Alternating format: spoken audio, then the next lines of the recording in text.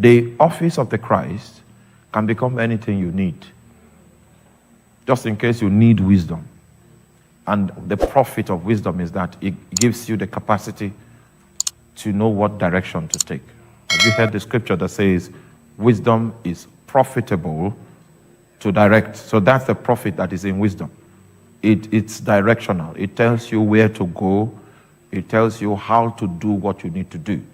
So, Grace, your dollar need, let me tell you the solution. So your US dollar need, you need the wisdom of God. And the wisdom of God will now, because you see, the benefits that the Lord gives us or makes available to us are spiritual benefits. You must know how to take advantage of the grace that establishes these benefits, and then you convert it into the substance of need. So you see, you need US dollars. God will not give you US dollars because there's no money in heaven. When God wanted to create in the book of Genesis, he didn't use US dollars, didn't use money. So in God's economy, there's no place for money. But in your economy, you need money. But God will give you the resources that he used to create the infrastructure called seas and landscape and animals. He will release that currency. And that currency is called grace. This grace can manifest as wisdom. It can manifest as righteousness. It can manifest as anything you need. It's just like stem cells. When you introduce it into your body, and then the cells of your heart need to be replicated. So the stem cells will go to your heart and begin the replication. The more you have supplies of stem cells from your bones, it goes to your heart, and then the replication takes place. If it's in your lungs, you need cells to replicate because so many cells in your lungs have died. You inhale the chemical and it bruised your lungs. So you need replacement and replenishment. The stem cells will start sending cells to the heart and reconstructing what has depleted. That's how grace is. Once you receive it, it begins to administer its strength in the area of deficiency.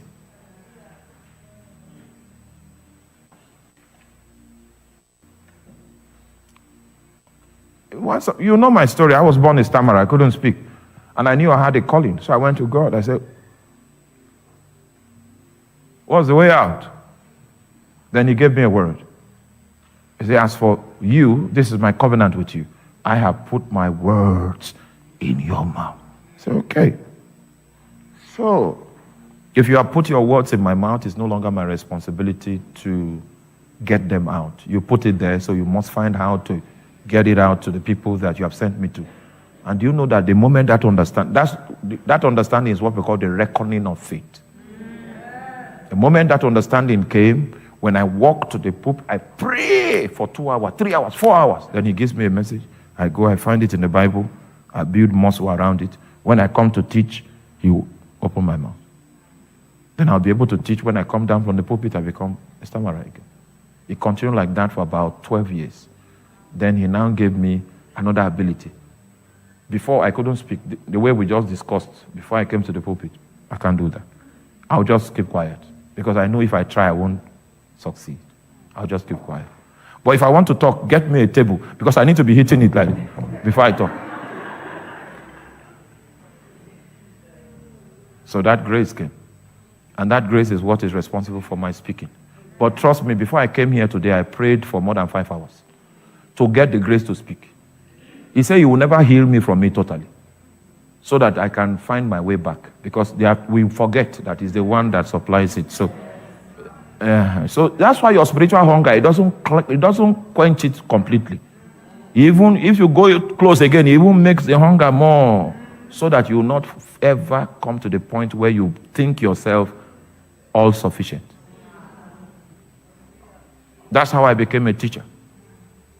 I found in that administration what it takes, what was needed to overcome my speech impediment. Are you there? Good. That's how you will become a millionaire. Because the grace of God is going to give you wisdom on what to do that will captivate America. So the whole of America becomes your market. Because God gave you an inspired idea. I told you that poverty is a sickness of the mind. I want to teach you about spiritual things first before I teach you about how to overcome poverty. Because if I teach you quickly, you might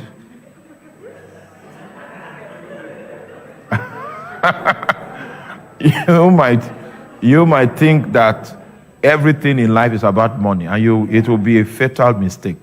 So we need to balance it.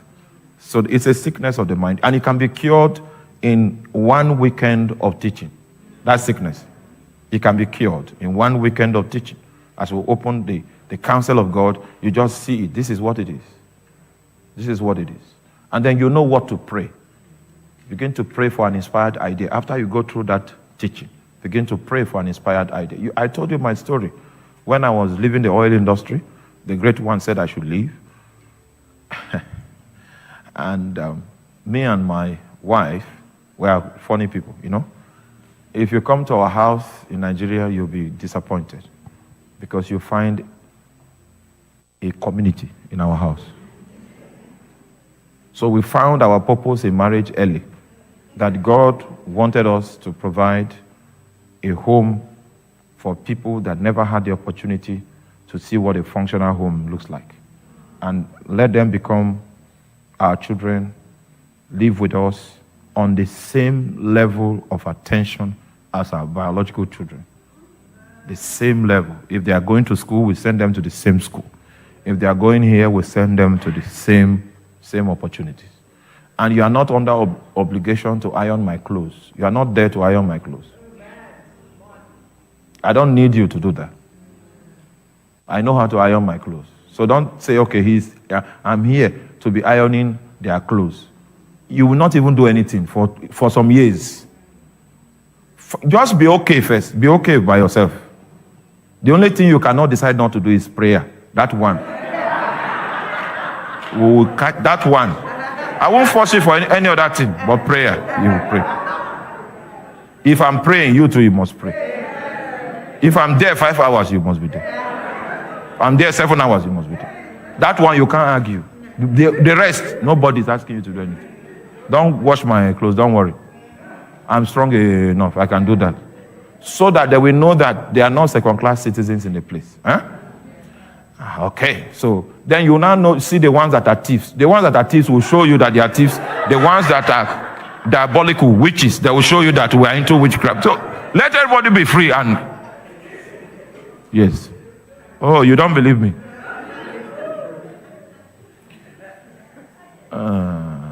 Yes. So that's how I learned to be a pastor. I learned in my home, my house.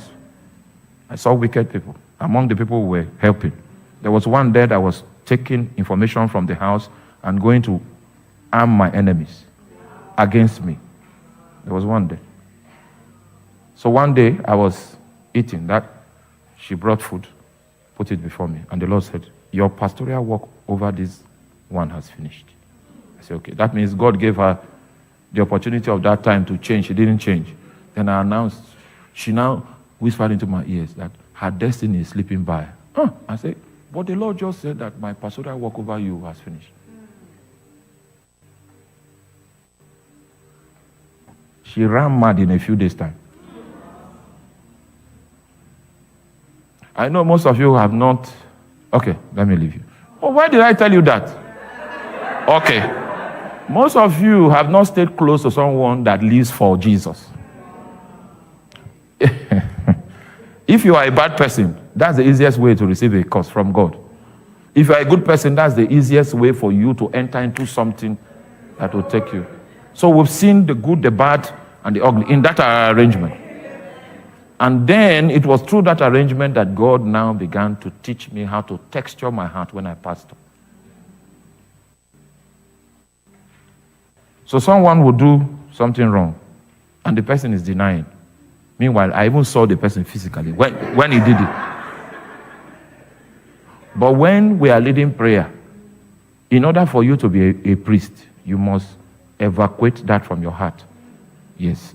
Allow the person to go. I think the person has denied. It means the person has evaded your judgment. He prefers the judgment of God. So you unpack your heart of the hurt And then we'll keep pretending. I will allow you pretend if you want to pretend. True. Because God too allows people to pretend. He said to the 419 man, I'm going to be 419. Sorry, 419 is a law, it's an act that was approved in Nigeria for people that dupe people. There was no law in the Constitution to address duping and online fraud. So they now generated an act, and it now fell into section 419. Do you realize that Judas was with Jesus, stealing money? Jesus knew, but he didn't say anything. Because God will allow you to be a crook. Oh. Because if what he's preaching doesn't change you, what he's saying doesn't change you, the miracles and what he's telling people, he said, go and sin no more. You heard it, and it didn't change you. It means that you have appealed to the judgment of the court of heaven. You don't like my own. Is the one up there.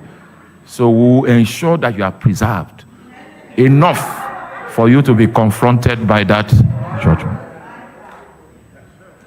So when people come to church, don't think everybody is serious. I have learned by experience. So in 2 years, you'll see some people, their lives are drastically changed. It's because of the state of their heart.